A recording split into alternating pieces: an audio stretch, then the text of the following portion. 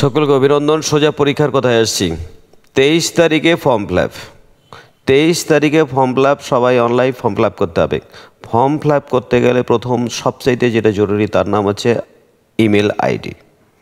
এখন যদি কেউ অ্যান্ড্রয়েড ফোন হাতে নিয়ে বলো স্যার আমার ইমেল আইডি নেই, এখন যা পরিস্থিতি হয়েছে উইদাউট আইডি ফোনটাকে অ্যাক্টিভেট করা যাবে না। এখন বাড়ি কোথায় পাতা নেই, ঘর কোথায় समझा नहीं, किधर हमारा आस्थाना है भाई वो भी पता नहीं है, लेकिन ईमेल आईडी होना चाहिए। ईमेल आईडी होते হবে, তারপরে সেই ইমেল আইডির মাধ্যমে RRB অর্থাৎ রেলওয়ে বোর্ডের ওয়েবসাইটে গিয়ে ফর্ম ফিল আপ করতে হবে 23 তারিখ। এরপরে কথা হবে, চলতে হ্যাঁ সোজা মুদ্দে पर। হ্যাঁ, তবে হ্যাঁ, অনেকে মনে করে স্যার পড়াশোনা করতে মন বসছে না। মন বসার দরকার নেই, মন বসার দরকার নেই, পড়াশোনা শুরু করে দাও। মনে করো যে পৃথিবীর ইতিহাসে আমার একটা বছর স্পয়েল হয়ে গেল, আর এই স্পয়েল बर्बाद होने के वक्त जिंदगी का सब कुछ ले आएगा मेरे यार। तो चलो সায়েন্স জিকে আমাদের জীবনের প্রথম লক্ষ্য, क्योंकि সায়েন্স জিকেই হচ্ছে রেলওয়ে তথা অন্যান্য চাকরি পরীক্ষায় পাশ করার ক্ষেত্রে একটা ভাইটাল ফ্যাক্টর। আচ্ছা, আমরা যাই প্রথম কোশ্চেন হচ্ছে জার্মান সিলভারে কোন ধাতুটি অনুপস্থিত? ধাতুটির নাম জার্মান সিলভার। সিলভারে নিশ্চয়ই সিলভার তো থাকবেই, কিন্তু নেই, জার্মান সিলভারে যেটা থাকে না সেটা হচ্ছে সিলভার। চলে যাই নেক্সট কোশ্চেনে। 1 লিটার সমুদ্রের জলে গড়ে কত গ্রাম লবণ থাকে? সাধারণত .something% হচ্ছে লবণ। তাহলে আমরা সেক্ষেত্রে দেখলাম লবণের পরিমাণ হবে 35 বলে যখন কোনো একটা কথা পেয়েছি, সুতরাং উত্তর হবে 35। চলে যাই পরবর্তী কোশ্চেনে। ওজোন গ্যাসের বর্ণ কি? সাধারণত ওজোন গ্যাস হচ্ছে বর্ণহীন, কিন্তু আমরা জানি যে একটা নীলাভ আভা কিন্তু থাকে, তাই আমরা উত্তর চলে যাব নীল আভা। চলে যাই আমরা পরবর্তী কোশ্চেনে। কার উপস্থিতিতে দইয়ের স্বাদ টক হয়?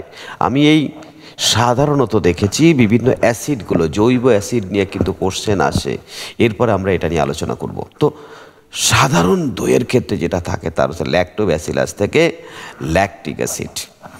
নেক্সট কোশ্চেন, কোনটি সহজে জলে দ্রবীভূত হয়? ব্যাস, কোনটি সহজে জলে দ্রবীভূত হয়? আমরা জানি মোটামুটি সবাই টুকটাক দ্রবীভূত হয়, কিন্তু মাথায় রাখতে হবে সবচেয়ে বেশি যে দ্রবীভূত হয় তাকে দিন। ব্যাস, চলে যাই পরবর্তী কোশ্চেনে আমরা চলে যাচ্ছি। সমপরিমাণ আইসোমার যুক্ত মিশ্রণকে কি বলে? তার আগে জানা দরকার আইসোমার কি। আমরা জানি আইসোমার কাকে বলে? যার মলিকুলটা সেম। এবার যদি সমপরিমাণ দুজনে থাকে তাকে আমরা বলি কি ধরনের? তাকে বলা হয় রেসিমিক মিশ্রণ। চলে যাচ্ছি আমরা পরবর্তী কোশ্চেনে। প্রথম কে প্রস্তুত করে? কি প্রস্তুত করে? ক্লোরোফর্ম প্রস্তুত করে। বিজ্ঞানীটার নাম হচ্ছে সিমসন। চলে যায় পরবর্তী কোশ্চেনে। তোমরা কিন্তু এই যে একবার আমি পড়ে দিলাম, দেখে নিলে, দ্বিতীয়বার শুধু তোমরা দেখবে আর উত্তরটা করবে। আমার বলার আগে কোন গ্যাসটি ওয়াটার গ্যাসের মধ্যে পাওয়া যায়? Very good. ওয়াটার গ্যাসের মধ্যে কোন গ্যাস পাওয়া যায়? উত্তর হবে কার্বন মনোক্সাইড। অর্থাৎ CO, আর এর সঙ্গে 2 হলে কার্বন ডাইঅক্সাইড। আর কার্বন ডাইঅক্সাইড থাকে তাতে আমরা কিন্তু ওয়াটার গ্যাস বলি না, সোডা লাইম বলি, অর্থাৎ সোডা ওয়াটার বলা হয়। চলে যাই পরবর্তী কোশ্চেনে। এদের মধ্যে কোনটি বক্সাইট থেকে উৎপন্ন হয়? পরিষ্কার আমরা জানি যে অ্যালুমিনিয়ামের যে আকরিক তার নাম হচ্ছে বক্সাইট। তো বক্সাইট থেকে অ্যালুমিনিয়াম, অ্যালুমিনিয়াম থেকে বক্সাইট। তো হো গিয়া ফাইসালা। নেক্সট কোশ্চেন, ফর্মালডিহাইডের সঙ্গে আমরা কি যুক্ত করে ব্যাকেলাইট প্লাস্টিক পেতে পারি? তো ব্যাকেলাইট প্লাস্টিক পেতে গেলে আমাকে অবশ্যই কী রাখতে হবে মাথায়, তার সঙ্গে যুক্ত করতে হবে সেটা নাম হচ্ছে ফেনল। চলে যাই পরবর্তী কোশ্চেনে যে কোন মিশ্রণকে অম্লরাজ বলা হয়? অম্লের রাজা, অম্ল মানে অ্যাসিড, অ্যাসিডের রাজা অবশ্যই আমাদের জানা দরকার। সেটা হচ্ছে, তবে আমরা জানি নাইট্রিক অ্যাসিড এবং হাইড্রোক্লোরিক অ্যাসিড ঠিক আছে, কিন্তু কোনটা 3 ভাগ লাগবে এটা কিন্তু স্টুডেন্টের মধ্যে, আরে বাবা আমার যা সমস্যা তোমাদেরও তো তাই সমস্যা, আমিও মানুষ তুমিও মানুষ, কিন্তু কোনটা 3 ভাগ? এই যে HNO3, একটু অন্য কালি দিয়ে দেই, এই HNO3 এর মধ্যে 3 আছে, তাই इसके लिए इसको कोई 3 का जरूरत नहीं है। তাহলে আমরা 3 ভাগ দেব কি? আমরা 3 ভাগ দেব হচ্ছে এই HCl। ওকে, তাহলে কি বললাম? তাহলে HNO3 এর মধ্যে 3 আছে, তাই A3 লাগবে না, কিন্তু HCl3 লাগবে। নেক্সট কোশ্চেন, ব্রোঞ্জ,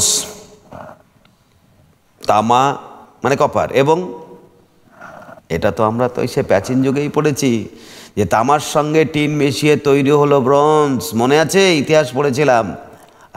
তামার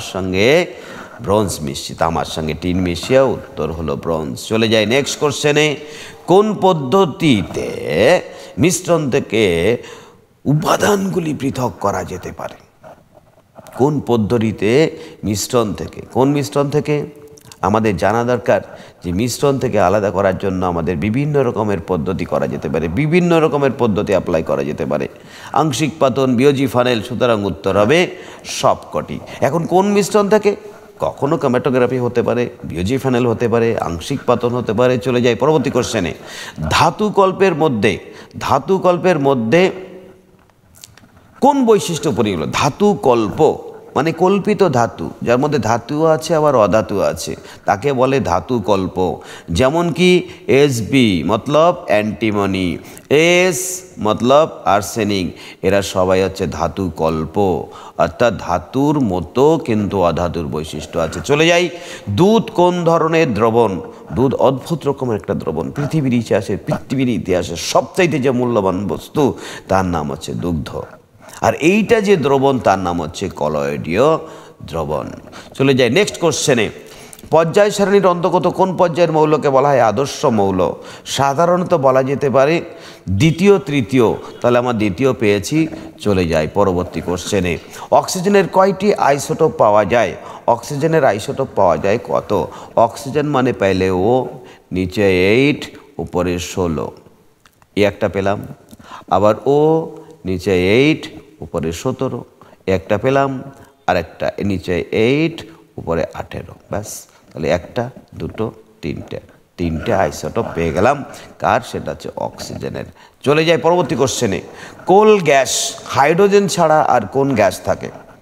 ব্যাস মাথায় রাখতে হবে, কোল কিন্তু প্রাকৃতিক গ্যাস, তাহলে এর মধ্যে কি থাকছে? এর মধ্যে থাকছে আর একটা গ্যাস, তার নাম হচ্ছে মিথেন।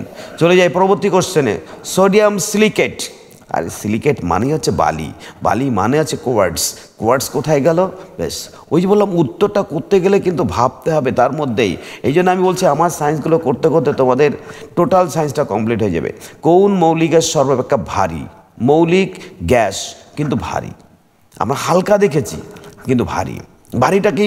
সবচেয়ে লাস্টের দিকে যে নামতে পর্যায় সারণীর আমরা জানি লাস্টের দিকে নামতে যারা একদম লাস্টের দিকে আসবে এরকম, যে তার নাম হচ্ছে রেডন। চলে যাই আমরা পরবর্তী কোশ্চেনে, কোনটি সবচেয়ে হালকা গ্যাস? তো ঠিক আছে, ইন দ্য সেম ওয়ে উপরের দিকে যেতে হবে হালকা গ্যাস। তো হালকা গ্যাস এখানে কি আছে? হাইड्रोजन एवं हीलियम, ये दोनों होना चाहिए था, लेकिन यहाँ पर पड़े हुए कि सिर्फ हाइड्रोजन, সুতরাং উত্তর হবে हाइड्रोजन। चले যাই, এদের মধ্যে কোন ধাতুকে क्विक सिल्वर বলা হয়? देखते सिल्वर কিন্তু क्विक इधर उधर चला जाता है, वो कहना है वो है कि এখান থেকে ছিটকে বেরিয়ে যাবে, তা হচ্ছে পারদ। পারদকে কোথায় ফেলে দেখো, সে শুধু দৌড়ে বেড়াবে।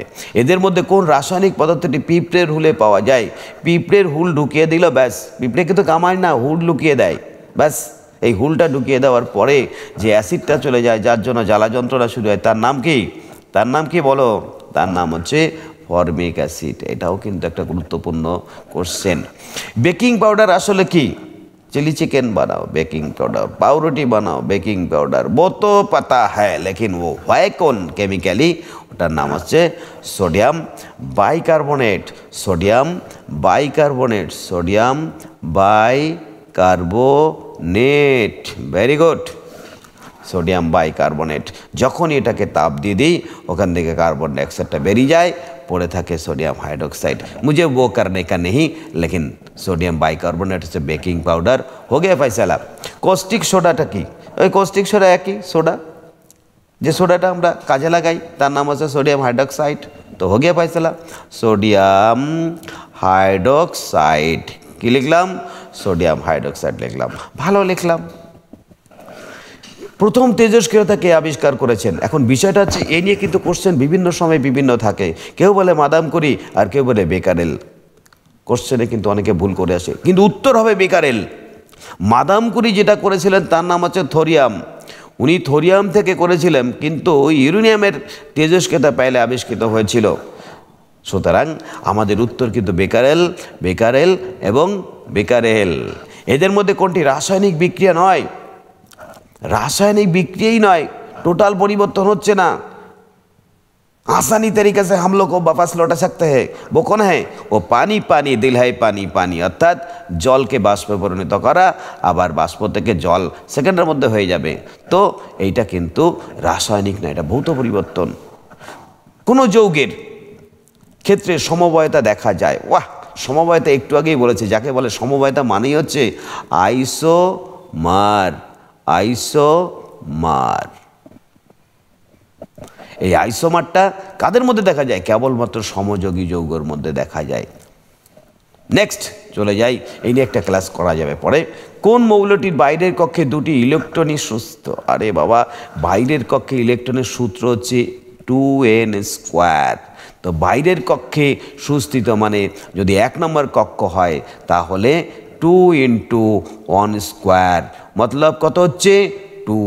তাহলে বাইরের কক্ষে দুটি ইলেকট্রনই সুস্থিত। সুস্থিত থাকা মানেই হচ্ছে বুঝতে হবে সে অবশ্যই কি? সেই নিষ্ক্রিয় গ্যাস। সুস্থিত যে আছে না, তার আর কাজকর্ম করার দরকার পড়ে না। সবচেয়ে হালকা ধাতু, হালকা ধাতু, ধাতুকে, হালকা পদার্থ তো পেয়েছি, ধাতুকে লিথিয়াম, ব্যাস हो गया फैसला। চলে যাই পরবর্তী কোশ্চেন। এদের মধ্যে কোনটি তড়িৎ ধনাত্মক ধাতু? এ বাবা, উত্তরগুলো চলে গেছে গো।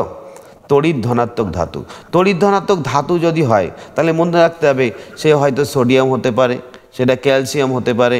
তো যাই হোক, আমি আর এখানে যেহেতু উত্তর নেই, তোমাদের জেনে রাখতে হবে ম্যাগনেসিয়াম হতে পারে। তড়িৎ ধনাত্মক অধাতু যদি হয় তাহলে অধাতু। দেখো এই কোশ্চেনটা আমিও ভুল করে ফেলছিলাম, কিন্তু অধাতু কথাটা লক্ষ্যই করিনি। তড়িৎ ধনাত্মক কে আছে অধাতু? একমাত্র হাইড্রোজেন। তাহলে কি বললাম? হাইড্রোজেন। হায় হায় হায়, হাইড্রোজেনটা কেন ভুল হয়ে যায়? নেক্সট, কোন দ্রব্যে টিন্ডাল এফেক্ট দেখা যায়? হ্যাঁ, আলোর বিক্রিয়া যেটা দেখা যাচ্ছে তার নাম হচ্ছে কলয়েডীয় দ্রবণ। আলো ভ্যারি করে।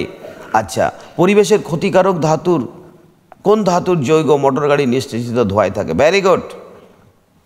তুমি যাবে পেট্রোল পাম্পে তেল নিতে, সেখানে লেখাকে সীসা রহিত, সীসা রহিত। ওরা বলে যে তেলের মধ্যে সীসা নেই। ইয়েস, তেলের মধ্যে সীসা থাকলে পরে খুব খতরনাক। তাহলে ক্ষতিকারক কোন ধাতুর যৌগ মোটর গাড়ি নিষ্কাশিত ধোঁয়ার মধ্যে থাকতে পারে? সেটা হচ্ছে সীসা।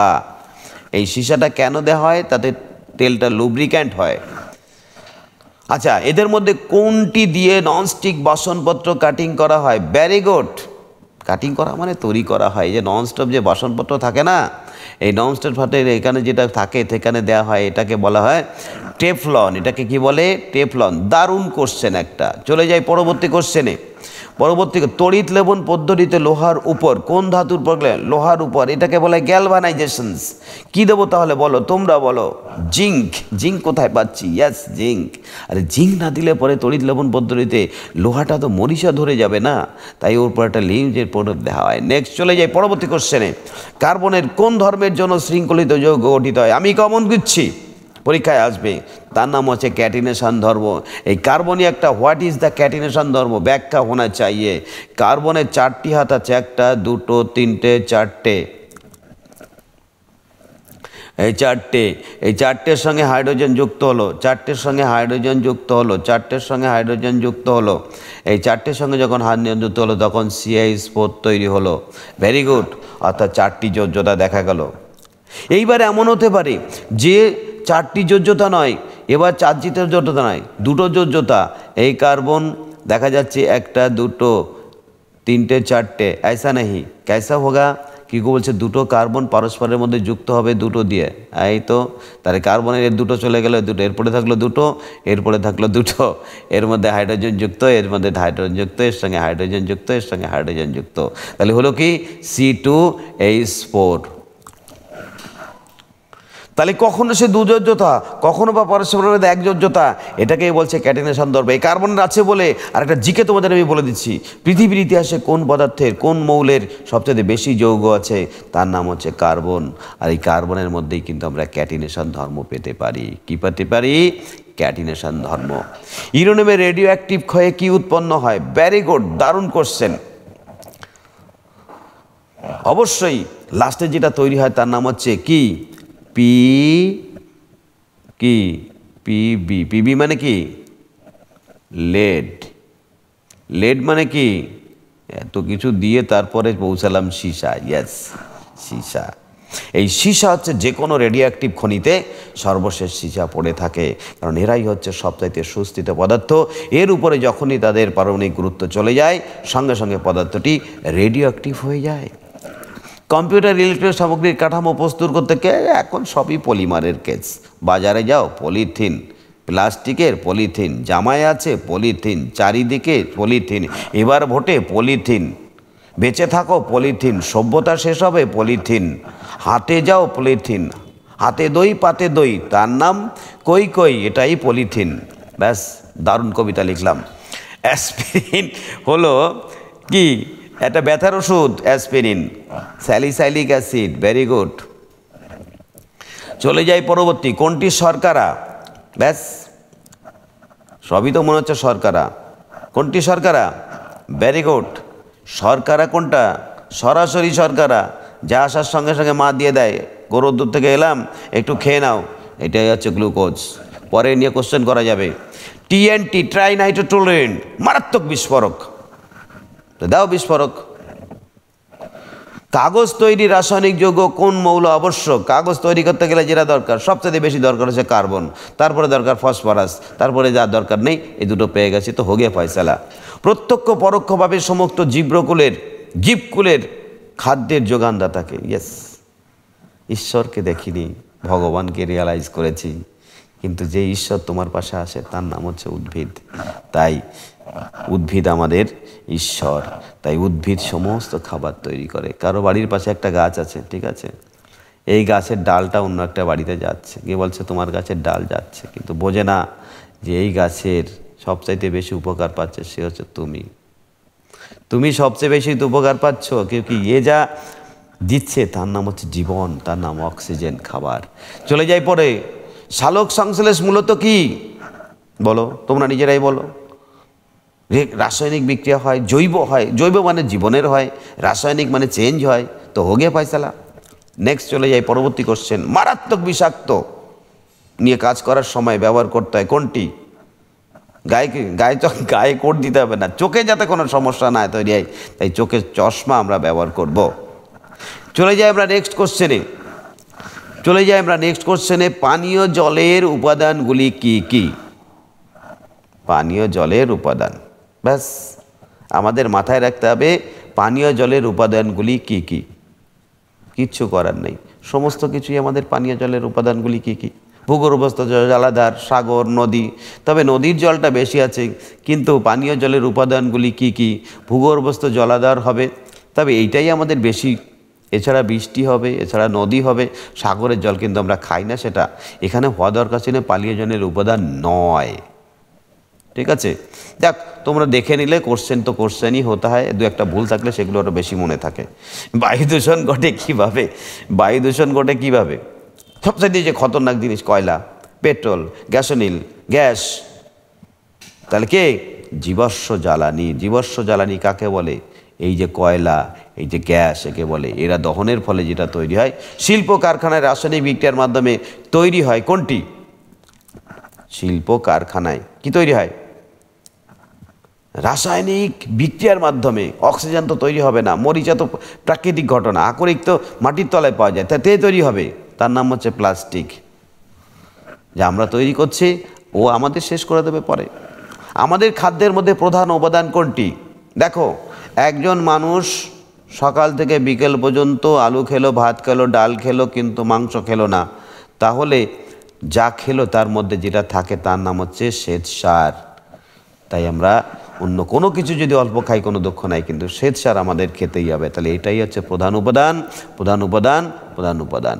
চলে যাই আমরা 100 নাম্বারে, অর্থাৎ আগের ভিডিওতে হলো 50, এবার হলো 50, মোট 100। এরপরেই আবার 50 কালকে দিচ্ছি। আম পাকলে হলুদ হয় কেন? কারণ আম পাকলে যেটা তৈরি হয় তার নাম হচ্ছে ক্যারোটিন। কিন্তু ক্যারোটিন যৌগ না মৌল? হট করে তোমাদের কাছে মনে হবে এই উত্তরটা দিয়ে দিই, কিন্তু না, যৌগ। তাই উত্তরটা হবে কি? এই যে আমি আবার বলছি, পড়াশোনা করার জন্য পয়সা লাগে না, পড়াশোনা করার জন্য কোনো মোবাইলও লাগে না। হ্যাঁ, আমার এই ভিডিওটা দেখার জন্য তোমাদের যদি 25 মিনিট টাইম নষ্ট হয়, হোক না। যে কটা জিকে তুমি আজকে মুখস্থ করলে পারলে, আমার কাছে মনে হয় এই জিকেটা থেকে কিন্তু তোমার চাকরির দোরগোড়ায় পৌঁছে যাবে। চাকরিতে একটা জিকে, দুটো জিকেই বিরাট ফ্যাক্টর। চাকরি পেতে হবে, পেতে হবে, অ্যান্ড পেতে হবে। Thank you. Continue and subscribe the video, the channel two.